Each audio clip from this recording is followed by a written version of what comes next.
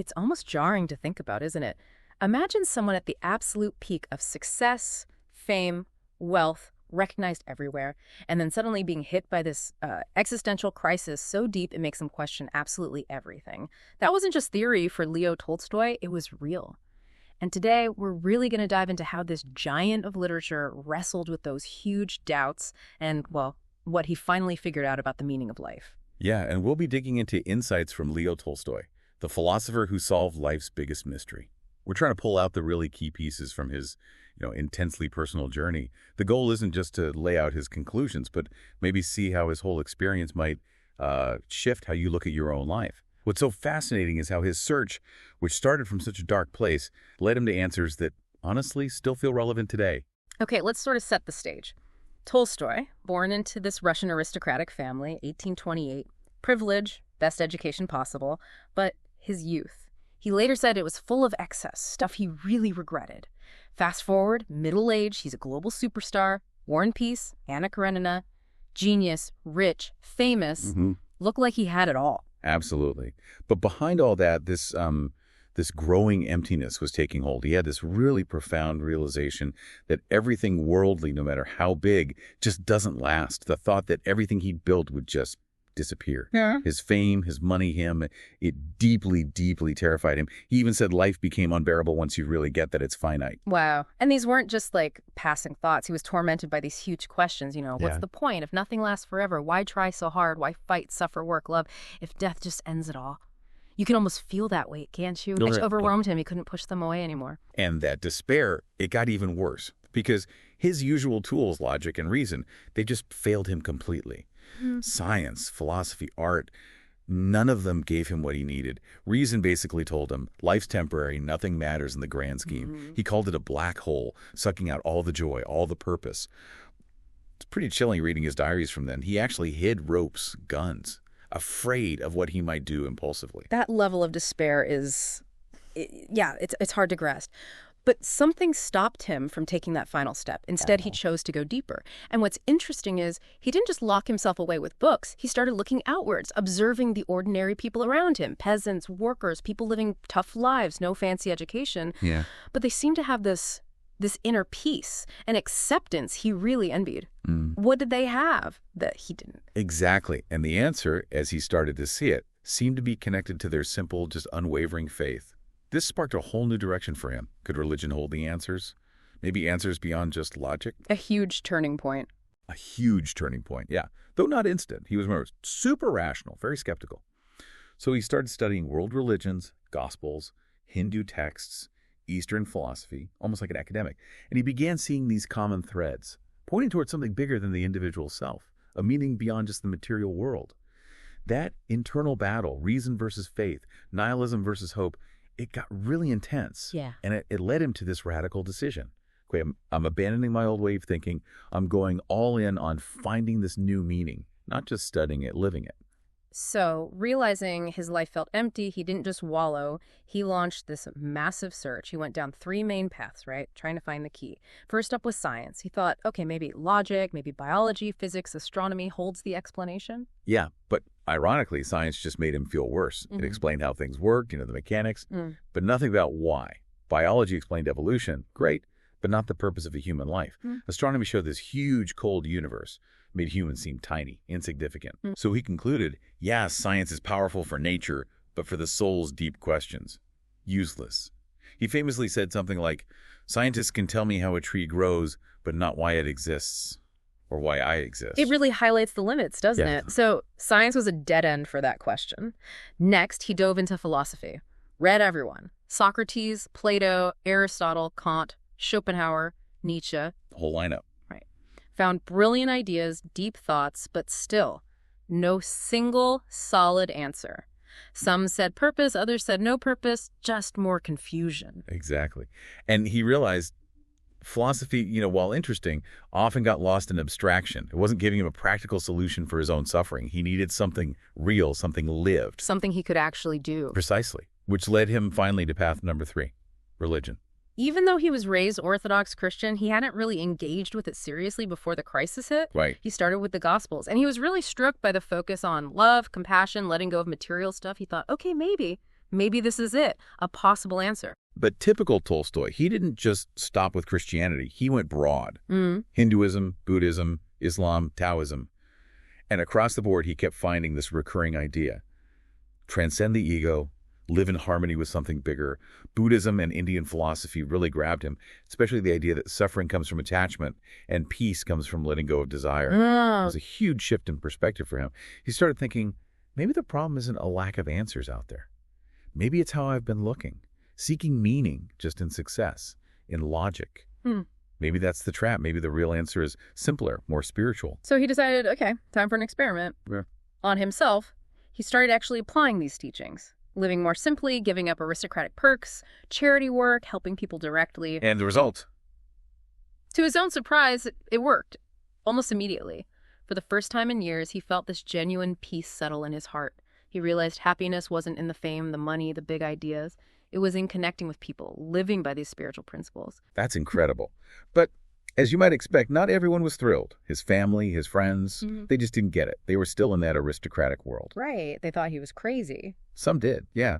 Or that he was betraying his class, throwing it all away. But the thing is, Tolstoy didn't care anymore. He felt he was finally on the right path for himself.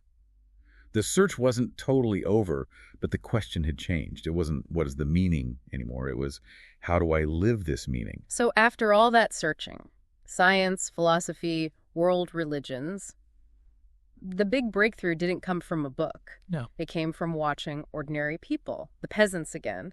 Despite their hardships, they had this joy, this purpose. What did they show him? He saw this pattern. They weren't chasing external stuff, achievements, intellectual status. Their meaning came from faith, from simple work, and crucially from their connections with each other. They accepted life and found purpose in serving others. And that was the light bulb moment. That was the huge aha, the complete flip.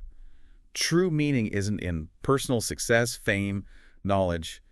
It's in love. It's in compassion. It's in dedicating yourself to others. Yeah. He totally rejected the idea that happiness comes from getting more for yourself. So his whole philosophy just pivoted. Simplicity, humility, service became the core. Love, for him, became the only thing that could actually give life meaning. Any life lived just for yourself, doomed to be empty. Exactly. So the answer, after all that struggle, was incredibly simple, but also radical. The meaning of life is in loving and serving, period. And crucially, it wasn't just a nice thought. He lived it. Radically. Sure. Rejected the fancy lifestyle, dressed simply, did manual labor. He embraced this idea of Christianity that was all about action. Not just believing, but living love and nonviolence. Like Jesus, like Buddha. Exactly. Cool. And he later inspired Gandhi, who saw Tolstoy's ideas on peaceful resistance as absolutely key for India's independence movement. Think about that ripple effect. That's huge. But living like that and speaking out, Yeah. it caused problems, didn't it? Oh, big time. He started criticizing the established church, the Russian Orthodox Church, said they were more about power than Jesus' actual teachings. That couldn't have gone over well. Not at all. He was excommunicated, persecuted for his ideas. He really challenged the status quo. But he stuck to it. He did. For him, it didn't matter. He felt he'd found a truth beyond social rules, beyond personal comfort, and he wouldn't back down. And this completely changed his writing, too. Right, his later works. Yeah, he started writing stories that were all about this new philosophy. Simplicity, compassion, the search for real meaning, the death of Ivan Ilyich, resurrection. Right. They're powerful examples of that shift. So at the end of it all, his conclusion was that you can't just think your way to meaning. Exactly. It's not just an intellectual puzzle. You have to live it. The answer isn't in your head, it's in your heart, in what you do every day. Trying to find it just through reason or personal gain, he found that leads to emptiness. But finding it in love, in giving, that's where a full life is. Right. It didn't make all his anxiety vanish, but he knew meaning wasn't a final destination. It was something you create day by day through your choices, your attitude. And making that discovery, deciding to live it, demanded a total life overhaul. He was willing to pay that price. First big impact, his relationship with money, with his aristocratic background. Inspired by the peasants, he basically gave up a lot of his wealth, dressed simply, worked the land, tried to live like ordinary people. Even though his family, his friends, just couldn't understand it. That must have been incredibly difficult, especially with his wife, Sophia. Yes, that caused huge conflict. Yeah. Deep, painful conflict.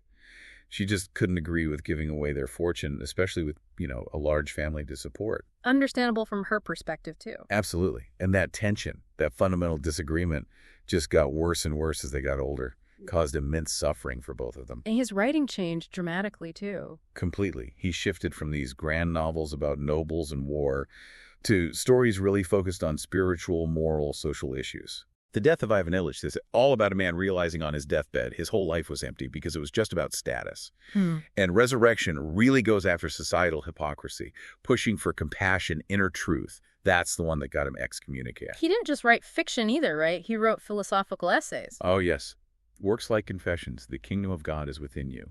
That's where he really spelled out his vision. This idea of a pure Christianity, stripped down to Jesus's core message. Love. Nonviolence. And those ideas had that incredible reach, influencing Gandhi. A massive legacy, yeah.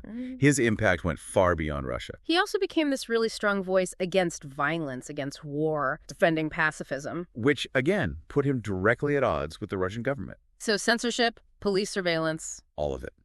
But he never compromised his principles. Never. Towards the very end, though, he felt trapped. Increasingly, yeah. By family expectations, by a society that just didn't get his path.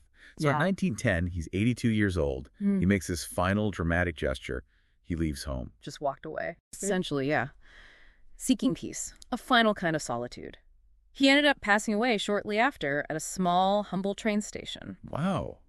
Far from the wealth he was born into. Exactly. A very symbolic end, really. Away from luxury, maybe finally at peace with the truth he'd spent decades searching for. His legacy, it's clearly not just literature, it's this whole philosophy of life, still inspiring people. Proof that anyone, anywhere can undertake that search for meaning. So, after diving deep into Tolstoy's incredible journey, what does it all mean for you, listening now? There's some really powerful lessons here, I think. First one's pretty stark. Outside success, the stuff we often chase, fame, money, it doesn't guarantee inner peace. Not at all. Tolstoy had it all and felt totally empty until he looked elsewhere. And second, trying to find meaning only through logic and reason. That can be a dead end for these kinds of questions. Science and philosophy are amazing tools, they explain how, but Tolstoy found they couldn't give him the purpose. Right. And maybe the biggest takeaway, meaning isn't something you just find, like discovering a lost city. It's something you live, something you build day by day through your actions, your choices. Absolutely. And his most powerful point, I think, is about love and compassion. Living just for yourself leads to that emptiness he felt. But living for others, giving yourself, that's where real purpose comes from. Simplicity, too, right? He saw the constant chase for status, for stuff, as mostly an illusion. Yeah, a distraction. True peace, he found, was in a simpler, more authentic way of living. He also kind of pushes us to question things, doesn't he? Traditions, institutions, to remember that real understanding often comes from actually doing things, from experience, not just reading about it. Definitely. And maybe the most hopeful part.